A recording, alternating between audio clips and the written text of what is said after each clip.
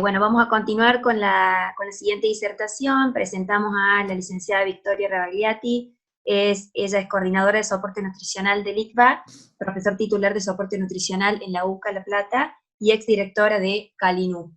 Bienvenida Victoria con su disertación Transición nutricional efectiva y suplementación oral. Hola Meli, muchas gracias por la presentación. Ahí está, no sé si se me ve. Ahí estamos.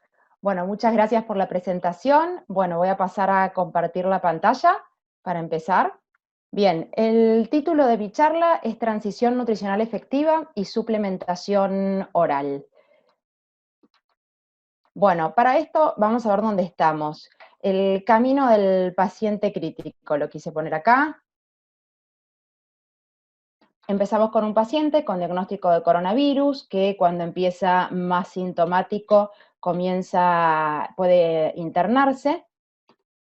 Luego, si se complica y desarrolla distrés respiratorio, pasa a la terapia intensiva. Puede estar un tiempo pronado, lo más probable, como estuvimos viendo en las charlas anteriores. Y luego pasa, si Dios quiere y todo sale bien, a la extubación. Vuelve a la sala y luego un centro de rehabilitación. ¿Esto por qué lo digo? Porque sabemos que el 66% de los pacientes críticos no vuelven a sus hogares, sino a un centro de rehabilitación debido a la miopatía tan grave que sufren, ¿sí? La debilidad adquirida en terapia intensiva. Entonces, ¿dónde nos vamos a parar nosotros? A partir de la extubación. Vamos a hacer justamente todo lo que es posterior a la terapia intensiva. Entonces acá encontré una imagen de una extubación exitosa de una paciente de 57 años en España, así que a partir de esto vamos a iniciar la charla. ¿Cuál es el primer problema que nos enfrentamos? El primer problema es la disfagia. Estos pacientes sabemos que van a tener disfagia. El 50% de los pacientes que estuvieron más de 48 horas en ARM van a tener trastornos deglutorios y estos pueden prolongarse hasta 21 días después de la extubación, sobre todo considerando que son pacientes que van a estar 8 a 10 días en ARM aproximadamente.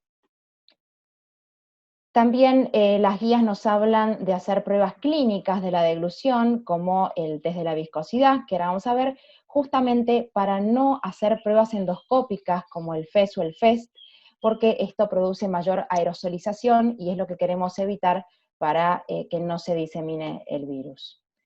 Esto va a llevar a que tengamos que hacer una dieta texturada, por supuesto, ¿sí? Nadie le va a dar una milanesa a un paciente que recién se extuba, sino que estamos pensando en alimentos procesados, semisólidos. Vamos a tener que utilizar espesantes para los líquidos, siempre tener en cuenta que a pesar de que espesemos los líquidos, no es suficiente para una hidratación completa. Un paciente no puede cubrir su hidratación completa con líquidos espesados.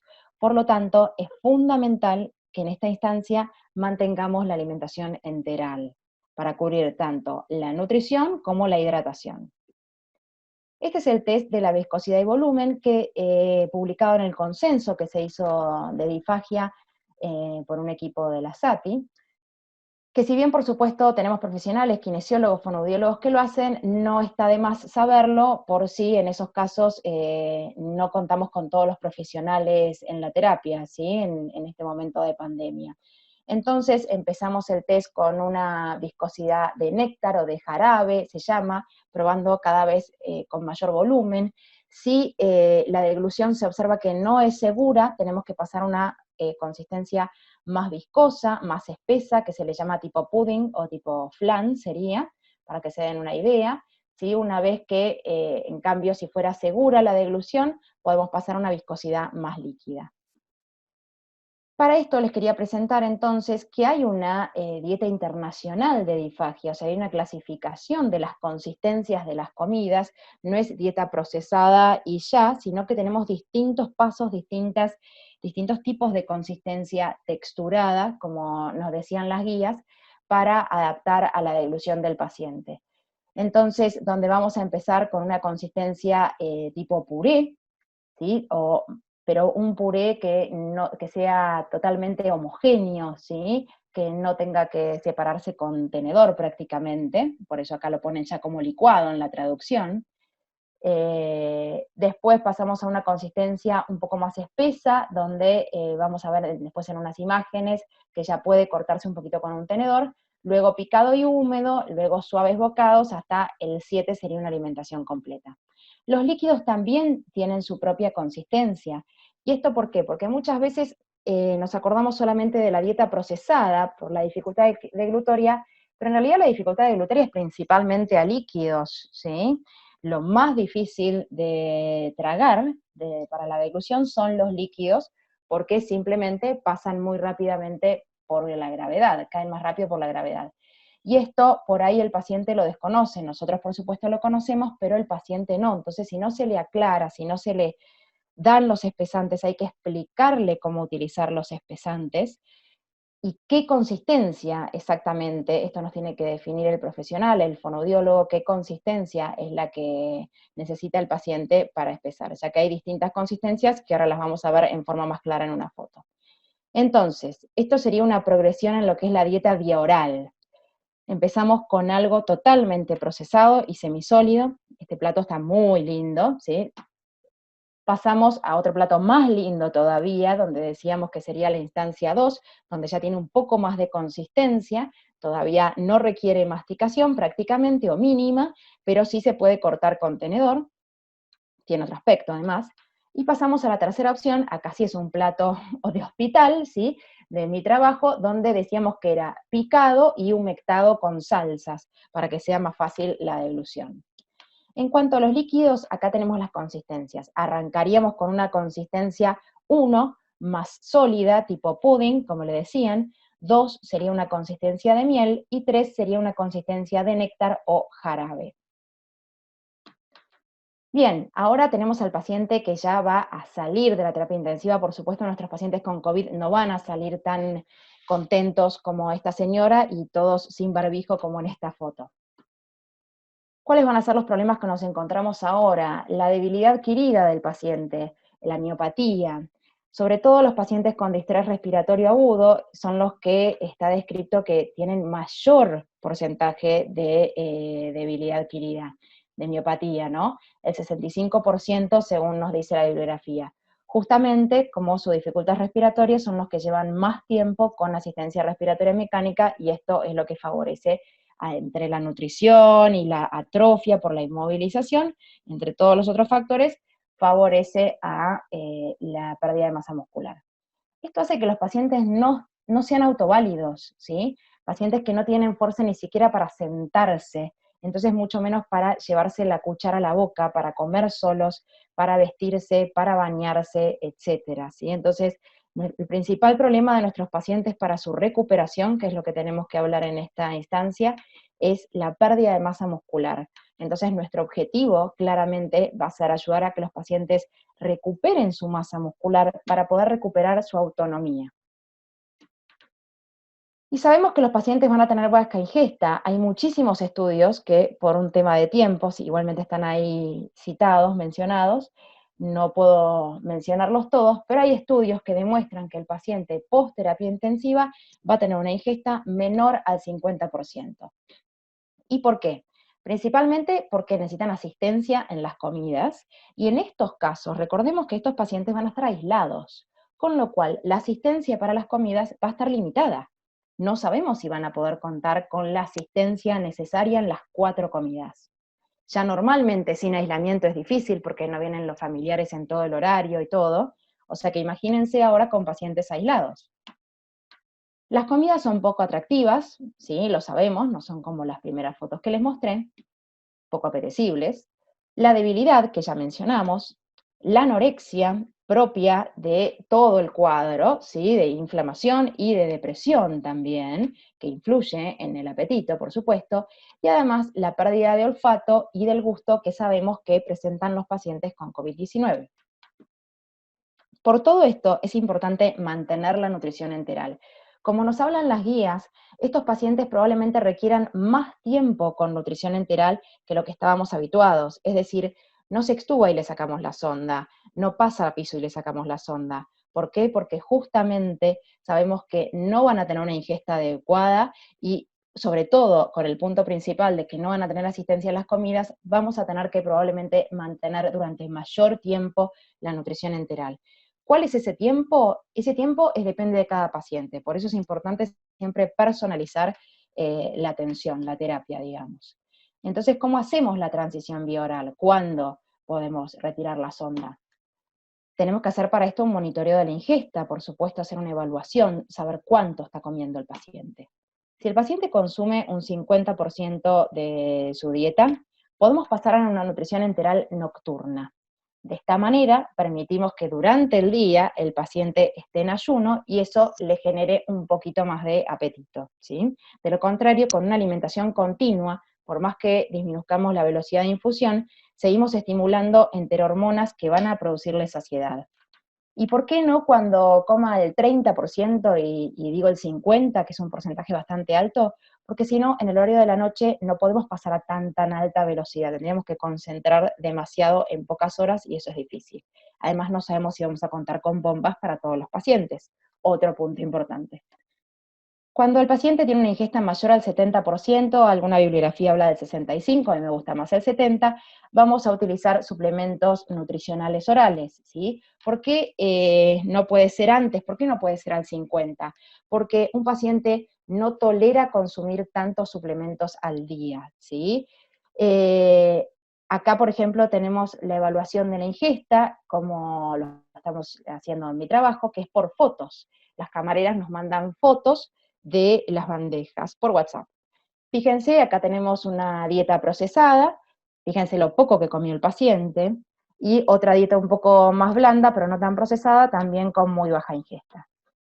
Entonces, respecto a los suplementos, ¿cuál vamos a elegir? Vamos a elegir el que tenga mayor aporte proteico, porque es lo que estamos buscando en este momento, aportarle proteínas suficientes para estimular su síntesis proteica muscular, y ganar masa muscular o recuperar, que tenga mayor densidad calórica. ¿Esto qué significa? Que sea más concentrado, sobre todo si vamos a tener pacientes que no tienen apetito, que todavía están un poco disneicos, entonces es mucho más fácil para ellos algo más compacto, digamos, que esté más concentrado en un envase más chico. Lo ideal es 2 por día, la bibliografía habla de 3 por día, y de 400 calorías cada uno, que no tenemos suplementos con esa cantidad de calorías en el mercado, pero 3 por día, como les decía, es muy difícil que un paciente coma, o sea, si toma los 3 suplementos diarios no va a comer la comida. ¿Y cuánto tiempo? Y por 3 meses sería recomendable que continúen con la suplementación, según hablan los trabajos de seguimiento post-terapia intensiva. ¿Cómo vamos a suplementar? Como nos decía Andrés, es mucho mejor que sean bebibles, si esto es mucho más fácil. Los podemos dar fraccionados si el paciente no tiene mucho apetito, darlos en 2 veces, en 2 tomas. Sí es importante que sean siempre alejados de las comidas, porque esto es un gran error que los pacientes lo consumen reemplazando una comida, y esto no sería la idea, porque la idea es que sea un suplemento, que sea algo extra. Si por cuestiones de costos no tenemos, podemos recurrir, por supuesto, a los suplementos en polvo, que los podemos agregar para enriquecer las comidas, sobre todo los que son de sabor neutro. Esto es muy importante. Hay muchos de densidad calórica alta y sabor neutro que los podemos poner en comidas saladas incluso, en licuados, en etcétera. En cuanto a los requerimientos, no hay recomendaciones específicas o guías sobre la nutrición en el paciente post-terapia intensiva, pero sí lo que se está observando es que estos pacientes continúan hipermetabólicos y con catabolismo por meses, incluso años, Por lo cual, la recomendación calórica, que antes pensábamos que era al revés, que al paciente crítico le teníamos que dar muchas calorías y después ir bajándolas, no, ahora lo que se está viendo es que la recomendación calórica sería muy alta, se ha descrito hasta un gasto calórico de 60 calorías por kilo, y yo me quedaría en 40 calorías por kilo. Por supuesto es que otra vez todo hay que ir evaluándolo en cada paciente, ¿sí? Eso lo vamos a ir viendo en el seguimiento, si estamos dando el aporte calórico adecuado o no. Y en cuanto a las proteínas, también estamos hablando de un aporte proteico mucho mayor a la instancia crítica. ¿Por qué? Porque justamente queremos darle los sustratos suficientes para sintetizar masa muscular nuevamente. Ahora, ¿qué pasa cuando el paciente se va de alta? tenemos que planificar el alta, por supuesto, pensar en un soporte nutricional domiciliario, sea este con sonda o con suplementos, pero de cualquier manera hay que planificarlo, tramitarlo con la prepaga, con la obra social. Seguimiento por nutrición virtual, ¿sí? Podemos hacer las consultas virtuales y tener un seguimiento de su ingesta para ver que esté cumpliendo con una dieta hipercalórica, hiperproteica, como le entregamos la dieta al alta, ¿sí? Que las podemos enviar por mail las dietas, y tener una evaluación de la ingesta para ver si está bien con los suplementos que tiene o con la enteral lo que tuviera en casa. La rehabilitación también, esto la verdad que no estamos seguros de cuánto se va a poder cumplir la rehabilitación física en casa, porque tienen que estar aislados durante 2 semanas posalta los pacientes, así que esto es un punto capaz un poco incierto hasta ahora. Y un acompañamiento terapéutico virtual se me ocurrió que también podría ser oportuno. Entonces, el alimentar a los pacientes por sonda no es esto, ¿sí? No es esto de la alimentación forzada, que esto se hacía en 1867 en pacientes en un hospital psiquiátrico en New Hampshire, creo que era.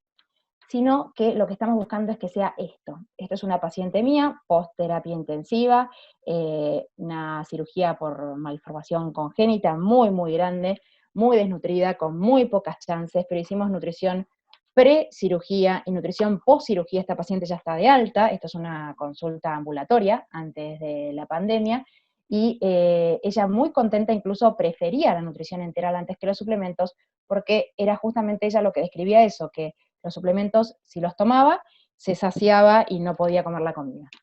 Entonces, el mensaje que les quiero transmitir es que recuperar masa muscular para estos pacientes es recuperar calidad de vida. Si ustedes vieran la foto de esta paciente antes, que la perdí lamentablemente, tenía la piel sin color, era la verdad que otra persona. Entonces, para ir cerrando y no pasarme en el tiempo, tenemos nutrición en todos los momentos del paciente con COVID. En terapia intensiva, con el soporte nutricional adecuado, como nos describieron también Victoria y Andrés, evaluación de la deglución oportuna, adecuación de las consistencias. La evaluación de la deglución es importante que no sea mucho tiempo después de la extubación, ¿sí? Sino que a las 24 horas ya se puede realizar. Adecuación de las consistencias, post-terapia intensiva, evaluación de la ingesta, una transición efectiva donde nos aseguremos que el paciente cubre sus requerimientos antes de retirar la sonda o de pasar a los suplementos, y mantenerla enteral hasta que cubre un 70% de los requerimientos. Y en lo que es en la casa, en el domicilio, hacer un seguimiento virtual, mantener una suplementación oral por 3 meses y la rehabilitación física. Entonces, la idea es poder acompañar al paciente hasta que recupere su vida habitual, ¿sí? Que esto es lo más importante y más difícil de lograr en los pacientes post-terapia intensiva. Muchas gracias.